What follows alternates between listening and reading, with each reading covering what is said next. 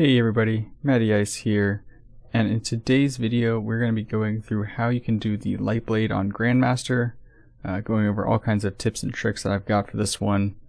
This is definitely one of the more challenging Grandmasters that I've ever done, especially this season. It's probably going to be the thing that stops you the most. But yeah, let's get into it here. So when you start off, you want to try and get rid of Alakul as quickly as possible.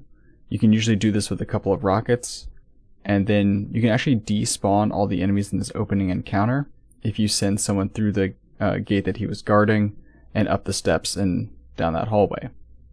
So that's exactly what we do here. We have an Invis Hunter who just runs past everything and despawns it all. I definitely recommend having a Omnioculus Hunter on your team for this one. It makes a lot of the stuff much easier. You can skip a lot of different sections, and it just makes it go a lot faster, a lot smoother. We do actually end up trying to kill one of the barrier champs just so we can get extra lives, extra ammo. So that's what you're witnessing right here. Before we get too far into it, as far as loadouts go, you're going to want to run rockets. So you're going to want one person with Gallahorn and two people with likely a Hothead or some other legendary rocket. You're going to want somebody with Aeons on to generate heavy ammo so that you can constantly be using your rockets. And you're also going to want, like I said, an Omnioculus Hunter. Ideally, if not, that's fine. It just makes things a little easier. So we had a Stasis Warlock with Aeons on to generate heavy ammo. We had an Omnioculus Hunter, and then I was on Solar Well Phoenix Protocol. This is just to do orb generation and have a little bit extra survivability by dropping a well. So with that being said, once you get past that opening area, whether it be killing everything or bypassing everything, you're going to get to the first area that's probably going to give you a lot of trouble, and that's this first room here. You're going to start by killing all the wizards, and this room is a bit tricky primarily because of the Lucent Hive. So the Lucent Hive will throw grenades, suppressor grenades that will one-shot you if you stand too close to them. They also cast their supers and throw the shields, which have insane tracking and bounce multiple times off the walls, which again can very easily kill you. And also, if you're not paying attention, sometimes the moths can kill you. So my recommendation here is to kill the wizard and then focus on the barrier knights, like you can see us doing over here. And then you want to focus on the Lucent Hive. You want to not kill all of the barrier knights. So we accidentally make that mistake because we just weren't thinking about it. As soon as you kill all the barrier knights, a second Lucent Hive is going to spawn at the entrance that you came in on. So you want to make sure you kill the first Lucent Hive before you do that. Otherwise you're going to get a little overwhelmed and you could potentially wipe. Again, if you're watching the background gameplay here, we forgot about that and just were focused on killing the champions. And you'll notice that a Lucent Hive spawns behind us and we have to kind of backtrack into the entrance hallway, which is going to be your friend in general. If you ever have issues in this room, just run down that hallway.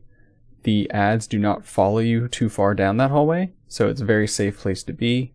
The main thing you have to watch out for, again, is the Lucent Hive super shields.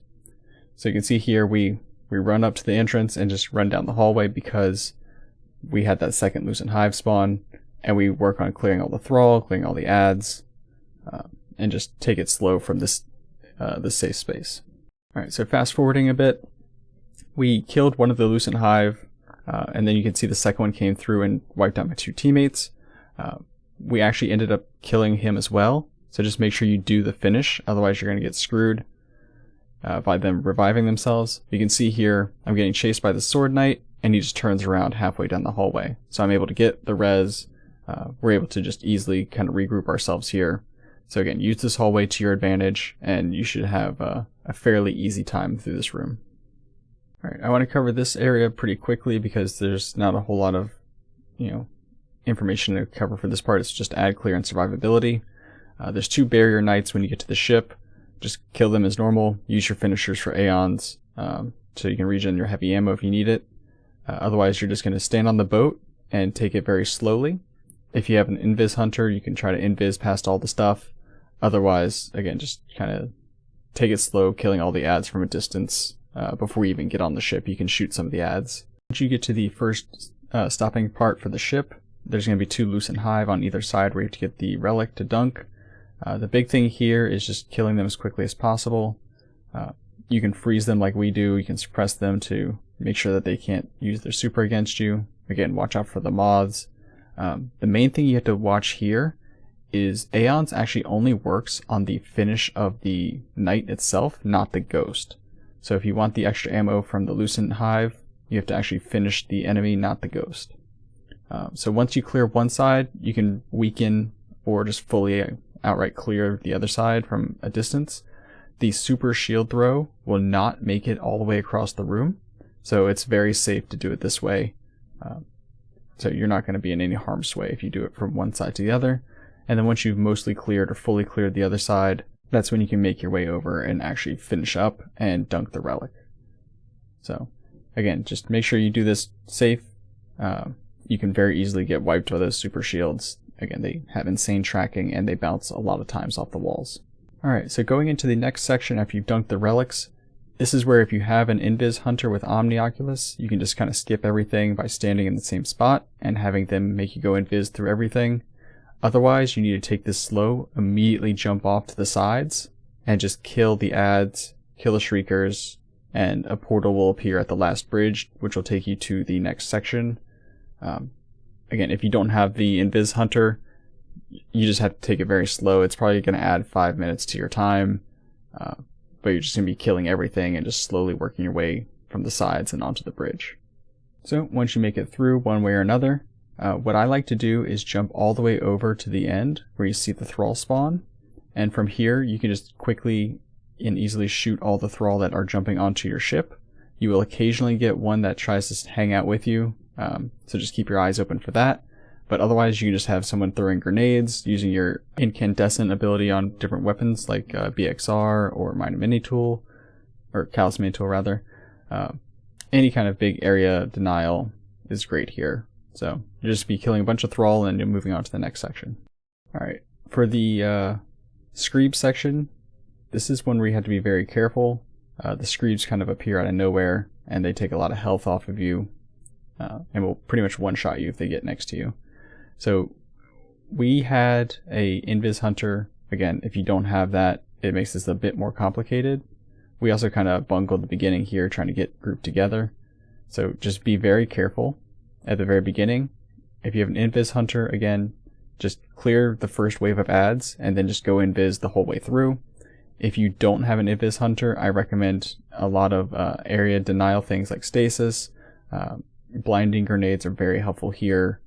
Anything that can just help you clear those groups of enemies. Again, you want to also kill the moths as quickly as possible. You can see our Invis Hunter thought he was safe, but that one moth got him. I was trying to cover him. And then you can see here the blinding grenades actually make the Screebs very easy to deal with. So definitely recommend having that in your loadout for this section. Alright, so once we got our act together here, you can see we just go Invis the whole way.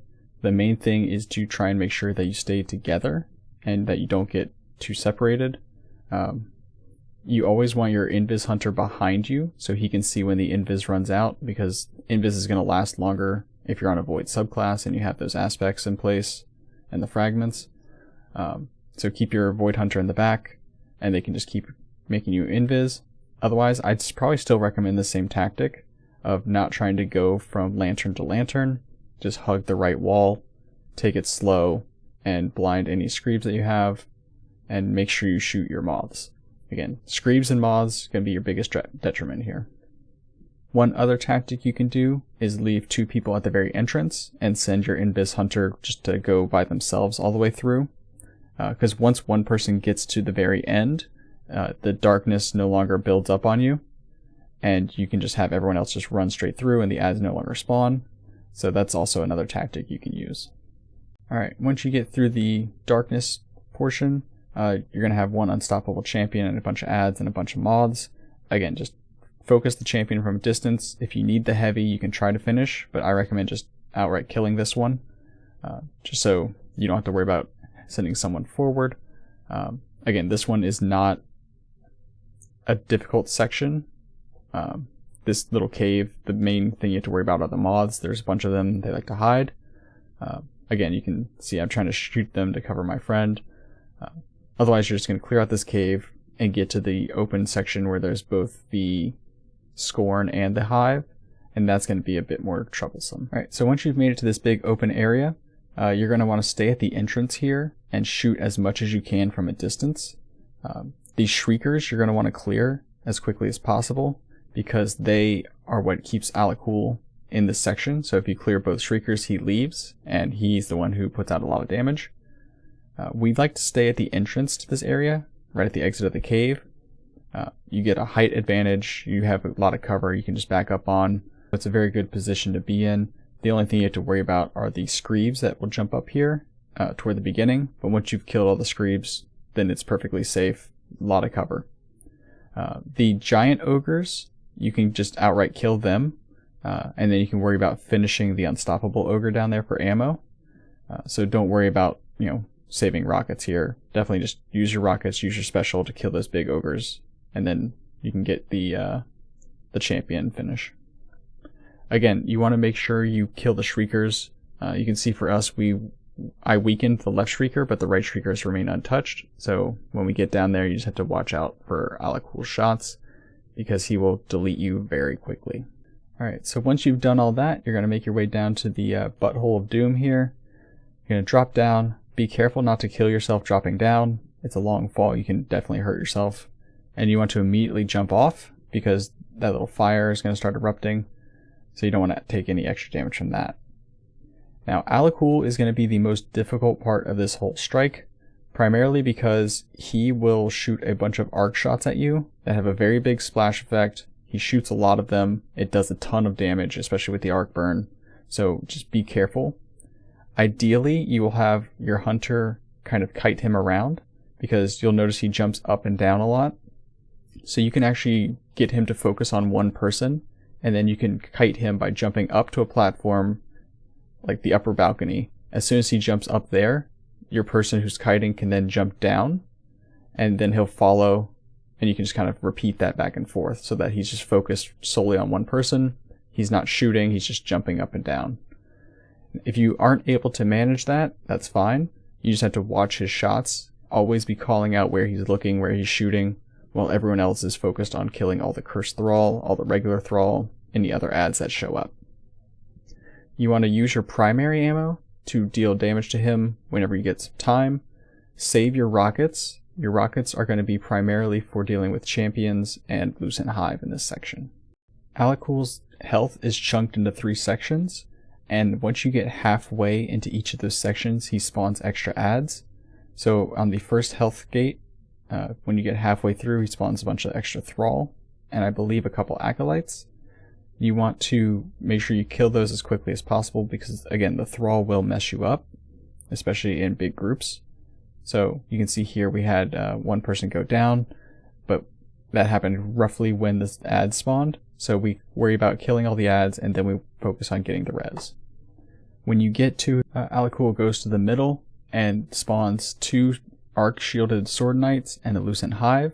This is where you want to use your rockets and tether if you have it. You want to kill all 3 of those things as quickly as possible and kill the Lucent Hive and finish them. Now, ideally you only want to send in your Invis Hunter for that, but we all jumped in on that one, and that's still fine. That's when you're going to start the next wave, and there's going to be 2 Barrier Knights. So you want to focus the Barrier Knights as quickly as possible. Again, getting the finish if you can. If not, the priority is survival and making sure you just kill them. You also want to make sure you clear all the cursed thrall on the floor, because again, they can just get you if you're not paying attention and you're down there. There are also orbs of light that spawn at the bottom, so if you're able to and you need your super back, you can run around down there to pick them up. Just be careful again, cursed thrall. So once you've done enough damage to Alakul to get him halfway, half his health bar, or again halfway through his second chunk, there are going to be more barrier champions that spawn. So again, prioritize those, and then you'll have to worry about Alakul's second phase. So his second phase, his helmet pops off, and he becomes immensely more aggro. So he will chase you down at, I want to say, at least double speed. So he will be a much bigger threat than he already is, and you have to really call out where he is at all times. So before we get to his last chunk of health, I want to just kind of play a little clip for you guys just so you can see the kind of like call outs and talking that we're doing, just so you have an example of that. What is he doing? Oh, his helmet's off. His helmet's off. Okay. Champions? Yeah, champs. They're mainly in mid. Just keep an eye on him. He just jumped towards us. He's just putting on you guys. I'm continually freezing one on me. Okay, I'm coming over. No! Oh, fuck. It's bears up, damn it. Sorry, I'm coming. Health. I froze him again, though. He's, barrier up. I'll try and finish. If I can't, that's fine. I probably won't be able to. Just kill it if you can. He's dead. Yeah, the other one's over there too. I don't know where big guy is. Yeah, he's on me. So, just like before, when you get him to his next health gate, when he's got 1/3 health left, 2 more Arc Shield Sword Knights are going to spawn, along with a Lucent Hive. Again, you want to kill them as quickly as possible. The Lucent Hive is the priority, with the Arc Shield Knights coming second. That's mostly because when you kill the 2 Arc Knights, that's when Alakul wakes back up. So you can actually mess it up to where you still have the Lucent Hive out and about while the Alakul is still up. So you want to make sure you focus them first. You can kill one knight and save the other one for after you've killed the Lucent Hive. Alright, so finally, if you've gotten him to half of his last health chunk, some more adds are going to spawn. It's just going to be thralls.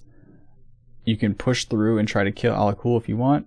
I definitely recommend killing the thrall first, just that way you don't have to worry about it. Just keep doing your same thing as normal.